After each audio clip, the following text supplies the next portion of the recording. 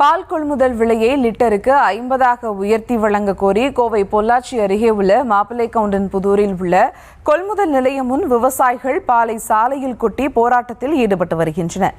இதுகுறித்த மேலும் விவரங்களோடு இணைகிறார் செய்தியாளர் ரவி. வணக்கம் ரவி, விவரங்கள். வணக்கம் சுபா.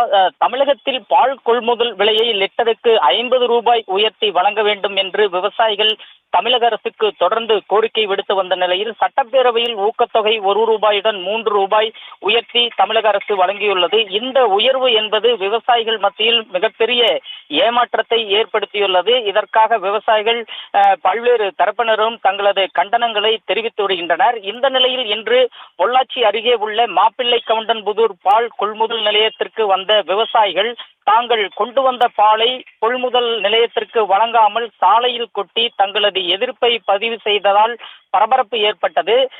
பொதுவாகவே இந்த பகுதியில் விவசாயம் செழிப்பாக இல்லாத நிலையில் பால் உற்பத்தியை செய்து பெரும்பாலான விவசாயிகள் தங்களது வாழ்வாதாரத்தை பெற்று வருகின்றனர். பால் விலையை உயர்த்தி வழங்க வேண்டும் என்று தொடர்ந்து அரசுக்கு வலியுறுத்தி வருகிறோம்.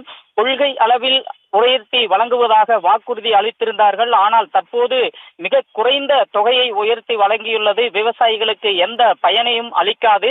பக்கத்து மாநிலமான கேரளாவில் 53 ரூபாய் வரை பாலுக்கு வழங்கப்படுகிறது. எங்களுக்கு வழங்கப்படும் இந்த தொகையானது எந்த விதத்திலும் உபயோகம் இல்லை. பசுமாடுகளுக்கு தேவையான இடுபொருள்கள் அதிகமாக விற்பனை செய்யப்படுகிறது. இதனால் விவசாயிகள் நஷ்டத்திலேயே பால் உற்பத்தியை செய்ய வேண்டிய அவல நிலைக்கு தள்ளப்பட்டுள்ளனர். எனவே தமிழக அரசு பால் விலையை லிட்டருக்கு 50 ரூபாய் உயர்த்தி வழங்க வேண்டும் என்று விவசாயிகள் தரப்பில் கோரிக்கை விடுக்கப்பட்டுள்ளது. விவரங்களுக்கு நன்றி ரவி.